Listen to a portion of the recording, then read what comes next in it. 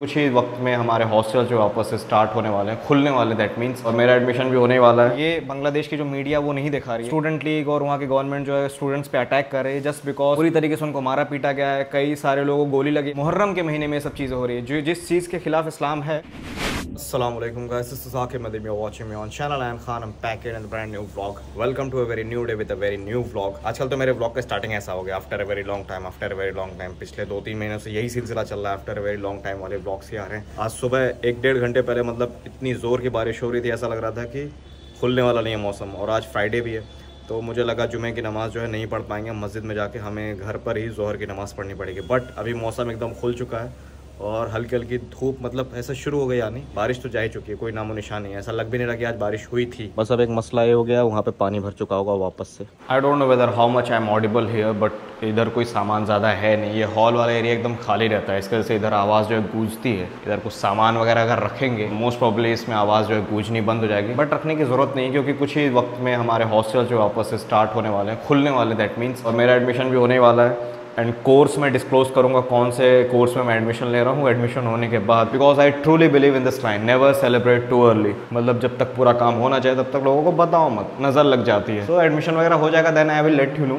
कि मैंने किस कोर्स में एडमिशन लिया है। फिर मैं हॉस्टल में चला जाऊँगा वापस से। जुमा है, अभी कुछ देर में जुमे की जो है नमाज़ होने वाली है, तो अभी निकल ही रहे हैं। 5-10 मिनट और है मुश्किल से, उसके बाद चले जाएंगे नमाज़ पढ़ने के लिए जुमे की। Before that I wanted to talk about एक इशू हुआ था अभी बांग्लादेश में जो चल रहा है उससे regarding. A Bangladeshi brother he has mailed me, वहाँ के करंट सिनारियो जो है वो बता रहा था कि वहाँ पे स्टूडेंट्स जो है प्रोटेस्ट कर रहे हैं। Before I could talk further, Asif भाई की कॉल आ गई, वो बोल रहे हैं जुमे की नमाज़ के लिए निकल रहे हैं, तो मुझे भी इधर से निकलना पड़ेगा। तो अभी जा रहा हूँ, फिर जब वक्त मिलता है तो इंशाल्लाह I will talk about it. सुभानअल्लाज़ी सख़र लना हाज़ा मा कुन्ना लहू मुक़रिनीन व इन्ना इला रब्बिना लमुनक़लिबून। इसका कूलेंट ख़त्म हो गया, मुझे इसका कूलेंट डालना पड़ेगा। मैंने ऑर्डर कर दिया है, 4-5 दिन में आ जाएगा इंशाल्लाह। अभी ये तो हाल है यहाँ की सड़कों का भैया, ये तालाब पार करके जाना पड़ेगा जुमे की नमाज़ के लिए, और आगे और भरा है। ये तो हालात है इधर के, लोग भी जाने से डर रहे हैं इधर। इतना भयंकर खड्डा है, स्कूटी वाला कोई जाता है ना तो पक्का इसमें डूब जाएगा। किसी को कोई फिक्र ही नहीं है, ऐसे छोड़ के रखे हुए हैं।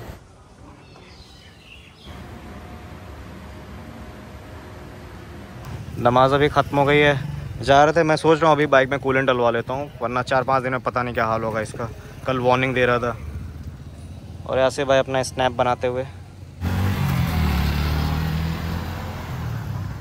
नमाज़ पढ़ के तालाब सैलाब पार करके वापस अपने रूम पर आ चुके हैं। और जो मैं आपसे कुछ देर पहले बात करने वाला था, जो बांग्लादेश की एक न्यूज़ थी, कल मोस्ट प्रोबेबली कल सुबह मेरे पास एक मेल आया हुआ था किसी बांग्लादेशी स्टूडेंट का, जो कि मेरी ऑडियंस में से है, कोई भाई है। He was of the view कि बांग्लादेश में बहुत सारी एट्रोसिटीज़ हो रही, मतलब प्रॉब्लम आ रही है उनके ऊपर बहुत। स्टूडेंट लीग और वहाँ की गवर्नमेंट जो है स्टूडेंट्स पे अटैक कर रही है जस्ट बिकॉज कि वो किसी रिजर्वेशन सिस्टम जो है उसके खिलाफ वो लोग प्रोटेस्ट कर रहे हैं। असल में मैंने थोड़ा बहुत जो पढ़ा, बहुत ज़्यादा मुझे नॉलेज नहीं है, तो if you have any other information you can share with me in the comment section. तो वो थी कि वहाँ पे 1971 में या फिर उधर के जो लोग फ्रीडम फाइटर्स थे उस वक्त के, उनके एक ऐसा रूल पास हुआ था कि उनके जो बच्चे हैं या फिर प्रोजनी है जो, उनसे आने वाली जनरेशन को आगे रिजर्वेशन वगैरह मिलेगा। अब उसमें क्या था, ये जो नॉर्मल स्टूडेंट्स, इनका क्या कहना था, इसके वजह से उनके साथ डिस्क्रिमिनेशन होगा, एक तरीके से नेपोटिज्म है कि मतलब अब फ्रीडम फाइटर्स थे वो अच्छे लोग थे, बट उनकी ज़रूरी थोड़ी ना आलो औलाद भी अच्छी होंगी। फिर इस पे तो टैलेंट की कदर ही नहीं होगी, जो मतलब डिज़र्विंग कैंडिडेट होगा उसको मिलने वाली नहीं वो चीज़ें। तो उस रिजर्वेशन के ख़िलाफ़ हैं कि वो अब हटा दिया जाए। इसकी वजह से नॉर्मल स्टूडेंट्स जो उनको चांस नहीं मिल रहा है, फिर सीट्स नहीं मिल रही हैं, ऐसा कुछ है।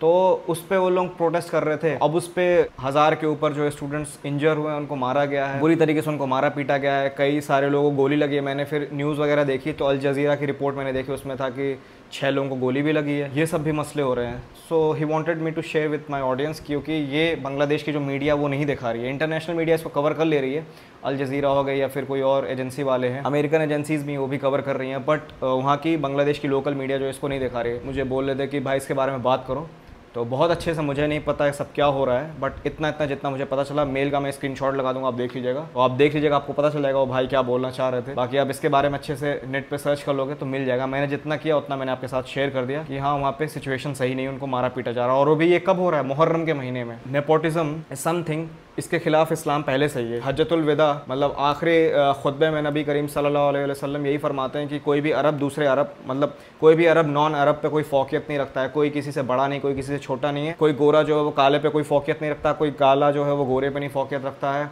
सब बराबर है अल्लाह की नज़र में। अल्लाह की नज़र में जिसकी वैल्यू है वो है सिर्फ एक चीज़, तकवा ईमान, इसकी वैल्यू है। जो जितना ज़्यादा राइचियस होगा उसकी वैल्यू अल्लाह की नज़र में ज़्यादा होगी। वैसे अगर दुनिया में देखा जाए तो टैलेंट जो डिज़र्विंग है उसकी कदर होनी चाहिए, ना कि नेपोटिज़म। कोई अगर अच्छा इंसान था उसके बच्चे को भी वही जगह देनी चाहिए, नहीं भाई, वो ज़िम्मेदार इंसान था, वो जो अच्छा इंसान था वो ज़िम्मेदार था, वो उसने कुछ बड़ा किया अपनी लाइफ में, उस तक वो चीज़ सीमित रहने दो।